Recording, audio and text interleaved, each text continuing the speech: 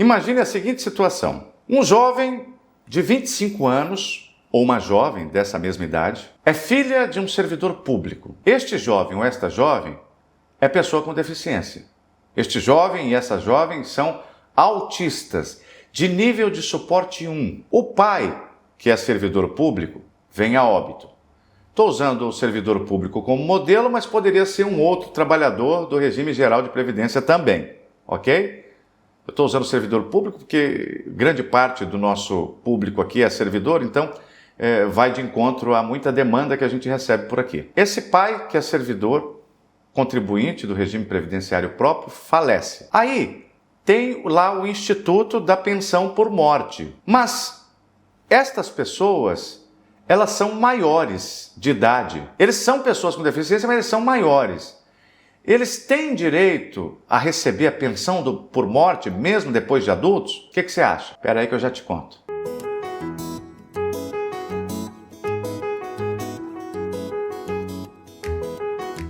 Olá pessoal, meu nome é Lucélio Lacerda, eu sou advogado, especialista na defesa do direito das pessoas com deficiência, com ênfase no transtorno do espectro do autismo. Meus contatos profissionais estão aqui na descrição. Eu exemplifiquei no início uma situação em que um servidor público falece e deixa um filho de 23 ou 25 anos que tem transtorno do espectro do autismo. E pergunto se este filho, que tem mais de 23 anos, ele teria direito a receber a pensão vitalícia do pai.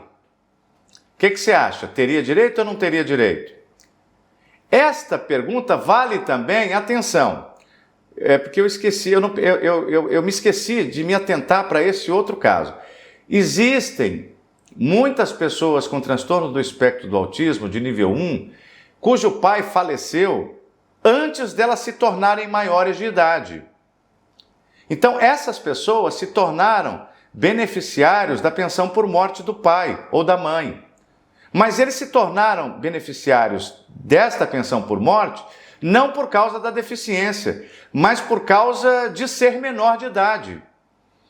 Tem um menor dependente, o pai morreu, o menor vai ser beneficiário da pensão por morte. Eu não sei se você sabe, a pensão por morte pode ficar para um dependente só, ou esse valor da pensão por morte pode ser dividido entre todos os dependentes que tiverem direito. Por exemplo, o falecido deixa a esposa, deixa a viúva e um filho menor. Então a pensão por morte do falecido vai ficar, de regra, para os dois. Vai dividir meio a meio, a parte da mãe e a parte do filho menor. Agora, e depois dos 21 anos? Essa pensão por morte que é deferida para o menor, quando o pai falece ou a mãe falece, ela vai até os 21 anos. Mas e depois dos 21 anos? O que acontece? Bom, vamos utilizar aqui, como base para a nossa discussão, uma legislação que trata desses benefícios previdenciários. Eu vou usar como base a Lei 8.213 de 91, que é a lei que trata aí dos benefícios previdenciários do regime geral de previdência. Mas, apesar disso, o texto dessa lei é repetido em quase todas as legislações que disciplinam os regimes próprios de previdência. Então, na maioria dos casos de servidor público que trabalham em municípios, em estados da federação, o que vai se aplicar é essa mesma regra da Lei 8.213. Quem é que tem direito à pensão por morte? Ora, o cônjuge, naturalmente, os filhos menores, às vezes, a depender de quem está ali na sucessão do falecido, porque às vezes ele não tem esposa nem filho, às vezes o irmão pode ter direito, o irmão que é dependente econômico, o irmão que tem a deficiência. Mas, como o vídeo a gente fez para tratar de filho, vamos falar de filho então. Quando é que o filho com deficiência autista vai ter direito à pensão por morte depois dos 21 anos? Segundo a Lei 8.213, vai ter direito quando ele for inválido, quando ele tiver deficiência grave, quando ele tiver deficiência mental. Veja, quando fala em deficiência mental, não fala em gravidade, fala deficiência mental. Então, não precisa ser grave, não é? Não precisaria. Só que quando a pessoa tem mais de 21 anos, é autista. Autismo é uma deficiência mental, gente. Ela não é um transtorno psiquiátrico que deixa a pessoa inconsciente das coisas do mundo. Ela tem consciência. Muitas vezes linguagem preservada, muitas vezes nem parece que é autista. Já ouviu isso? Muita gente fala, nem parece que é autista. Então, veja, em princípio, segundo o texto da lei, teria direito. Só que quando a pessoa requer o benefício depois dos 21 anos, ela vai ter que passar por uma perícia. Aí o perito sempre vai criar caso, vai dizer que essa pessoa ela não tem uma incapacidade, mas a lei não está falando só de incapacidade de invalidez, a lei está falando de deficiência mental. Mas, na maioria dos casos, os peritos que vão avaliar as pessoas tendem a exigir a invalidez completa e absoluta para poder deferir esse benefício da pensão por morte a filhos com mais de 21 anos. Você sabe por que isso acontece? Porque esse modelo de sucessão do benefício na pensão por morte por invalidez absoluta é uma metodologia antiga, arcaica, antiquada. Não se aplica mais. Sabe por quê? Porque você não pode exigir que uma pessoa seja inválida, seja totalmente incapaz de compreender as coisas do mundo para que ela tenha o direito à pensão por morte. Até porque, se assim for, esta pessoa jamais administrará a sua pensão por morte. Sempre vai ter que ter um curador.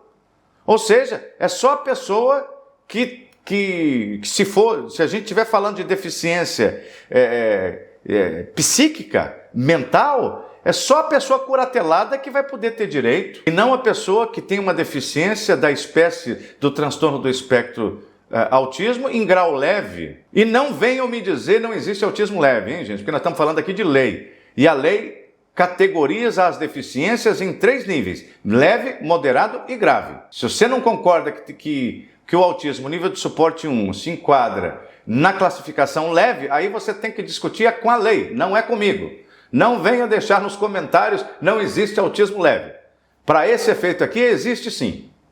Então vamos lá. Pessoal, depois da LBI, da sanção da LBI, de 2015, quando o Brasil, para assumir o compromisso que havia sido estabelecido na subscrição da Convenção de Nova York, que foi um tratado que o Brasil assinou, se comprometendo a criar uma rede de proteção para a pessoa com deficiência, para vigorar em todo o Brasil, no ano de 2015 foi sancionada a Lei Brasileira da Inclusão, também chamada de Estatuto da Pessoa com Deficiência, que é a Lei 13.146 de 2015, e essa lei fez uma verdadeira revolução na teoria das capacidades do direito civil brasileiro. Veja, capacidade tem tudo a ver com invalidez, tá? Antes da LBI, a pessoa com deficiência mental, ela não era capaz. Ela era incapaz, ela era absolutamente incapaz para os atos da vida civil. Ela não podia casar, ela não podia ter conjunção carnal, ela não poderia ter relações íntimas, ter filhos, porque ela não tinha capacidade, porque a lei dizia que não tinha. A LBI mudou o Código Civil para dizer assim: a pessoa com deficiência tem plena capacidade. Ou seja, então isso modificou, deixou de presumir que a pessoa com deficiência é completamente incapaz para presumir que ela é capaz. Agora, tem uma diferença entre você ser capaz, você entender o mundo e você ter as condições, os meios de ter no mundo uma boa performance no que se refere ao próprio cuidado, no que se refere à capacidade de arranjar um emprego, de se manter, de bancar suas contas, de organizar a vida. Às vezes, a pessoa tem TEA no nível de suporte 1, ela tem linguagem preservada, ela tem inteligência, mas na prática da vida ela é inábil. Veja que inábil não é a mesma coisa que incapaz, que inválido. E essa inabilidade para cuidar de si mesmo é que justifica a percepção da pensão por morte. Então, como é que a gente fundamenta aqui no escritório, o que a gente usa como argumento para garantir para os nossos clientes, em processos administrativos e judiciais, o direito à pensão por morte daquelas pessoas que têm mais de 21 anos e têm transtorno do espectro do autismo, ainda que no grau de suporte 1. É um conceito muito mais inovador e moderno que esse conceito de invalidez. É o conceito de incapacidade socioocupacional. Veja, a LBI não criou um sistema que todo o poder público deve utilizar quando vai avaliar uma deficiência. É o sistema da avaliação biopsicossocial. Só que ninguém faz a avaliação biopsicossocial. Todo mundo trabalha com métricas e medições funcionais e de caráter objetivo. O índice de funcionalidade brasileiro ampliado, que só pega a incapacidade, a funcionalidade, o comprometimento da funcionalidade, quando ela é física praticamente. Quando a pessoa tem um transtorno como o autismo, que se opera dentro da mente e que se aprofundar nele exige um certo grau de subjetividade, ele não pega. Essa medição da funcionalidade não pega. Não consegue enxergar, não consegue ver, é um ponto cego. Não consegue ver a disfuncionalidade do autista, ainda que ele seja de grau leve ou de nível de suporte 1. Então, o que a gente fala? A gente fala da incapacidade socioocupacional. Tem pessoas que são autistas de grau de suporte 1 que eram dependentes dos pais desde a adolescência, entrou na vida adulta aos 18, continuou sendo dependente econômico, porque não consegue arranjar um emprego. Quando arranja, fica 15 dias, não se adapta à rotina de trabalho. E olha, isso acontece. Gente, não é vagabundagem. Deixa eu te contar uma coisa aqui. Eu, quando jovem, eu não passava mais de 10 meses no emprego. Eu não conseguia ficar mais de 10 meses no emprego. É que não conseguia. Eu nunca tive medo de trabalho, nunca tive preguiça de trabalhar. Sempre fui uma pessoa extremamente pontual. Não é porque eu sou mineiro, não, mas eu não chego na estação de trem na hora, eu chego antes. Tudo que eu faço, eu chego antes. Sou uma pessoa extremamente disciplinada com horário, com compromissos, mas eu não conseguia ficar mais de 10 meses no emprego. Eu sei lá o que era, se era um tédio, se era uma ojeriza que eu ia tomando daquela rotina, ou talvez nos ambientes de trabalho, cheios de pessoas típicas, acontecem muitas coisas imprevisíveis e eu não dava conta daquela imprevisibilidade, eu não controlava as rotinas, não sei qual que era o problema. Mas, no meu caso, como eu não tinha um benefício, no qual eu não tinha o apoio dos meus pais, de origem muito humilde, eu não tinha um apoio econômico, eu tinha que me virar, então precisava trabalhar, precisava criar mecanismos. Então, muitas das vezes trabalhando autonomamente, outras vezes trabalhando como empregado formal, e sempre ali desenvolvendo habilidades até que a gente conseguiu uma autonomia melhor para a vida. Mas existem muitos autistas de nível de suporte 1, e eu não gosto muito quando as pessoas querem cravar. Só tem dificuldade com higiene pessoal o autista de nível de suporte 2. É mentira. Tem autistas de nível de suporte 1 que tem problema com autocuidado. Tem autista nível de suporte 1 que sai para a rua e não consegue, fica apavorado na rua, não consegue organizar, se regular estando na rua. E muitos têm dificuldade de arranjar emprego. Então a pessoa vai ter não uma invalidez absoluta, completa, total, assim ao ponto de ser curatelada, mas ela vai ter uma incapacidade socioocupacional, quer dizer, uma disfunção chamada incapacidade socioocupacional. Isto em contraponto à histórica e preconceituosa incapacidade laborativa total e permanente, que reside na cabeça, que alugou um imóvel na cabeça de muita gente. Então, hoje, o que a gente tem que discutir é a capacidade dessa pessoa, deste jovem que tem mais de 21 anos e é autista, ainda que nível de suporte 1, tem para a vida, para a manutenção, para a organização da própria vida. E não a questão de se ele é inválido ou se ele não é inválido, se ele é um vegetal, se ele não tem consciência de nada da vida. O que justifica o direito ao benefício é a incapacidade de cuidar de si mesmo, a incapacidade sociofuncional. Então, o que a gente precisa para a gente ter essa tese acolhida na jurisprudência atual, quando você vai litigar em relação a isso? Primeiro, você tem que ter um domínio dos mecanismos de métrica que são utilizados pelos peritos. Eles utilizam aquilo que já está ultrapassado, que está disposto lá na Portaria Interministerial número 1 de 2014, que estabelece os critérios para a configuração de deficiência para os efeitos previdenciários, né? O IFBRA, que é o Índice de Funcionalidade Brasileiro Ampliado, que não tem medição própria para entender as barreiras e as dificuldades das neurodivergências. Você precisa entender, porque para se contrapor uma coisa, você precisa entender. Você precisa saber o que é esse índice de funcionalidade brasileira ampliado, o que é o modificado, precisa entender o que é e como deve ser a avaliação biopsicossocial, que todo mundo fala que faz, mas ninguém está fazendo, como deve ser, como está previsto na LBI. E é lógico, convém que você saiba também o que vem a ser o modelo de linguagem FUSE, que deve ser empregado para você enxergar essas dificuldades. Porque se os índices de funcionalidade, que são medidos pelas juntas médicas, pelos peritos previdenciários, julgam a capacidade de uma pessoa andar do ponto A ao ponto B, no FUSE, nós vamos aferir quais são os perigos que existem nessa trajetória. O que acontece de perigoso, de ameaçador, para a pessoa que tem neurodivergência nesse transcorrer do ponto A até o ponto B. Aí a gente consegue enxergar a disfuncionalidade que a deficiência causa.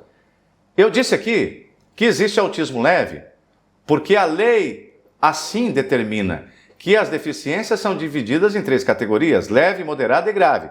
Mas eu não quis dizer que existe alguma forma de autismo que não cause muito prejuízo. Veja bem, ela é leve em relação a ela mesma, porque o autismo pode se manifestar de maneira leve, moderada e grave dentro do espectro. Mas só de estar no espectro, a pessoa já tem muito prejuízo. Só de estar dentro do espectro. Então, isso é uma questão relevante.